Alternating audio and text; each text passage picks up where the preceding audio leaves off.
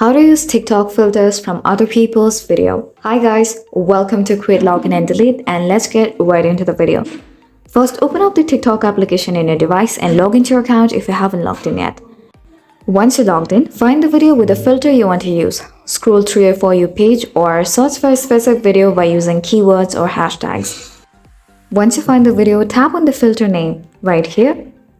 And next, tap on Use this effect button. You can adjust the intensity of the filter by sliding your finger left or right on the screen. Now record your video. Once you have applied the filter, tap the red record button to start filming your video.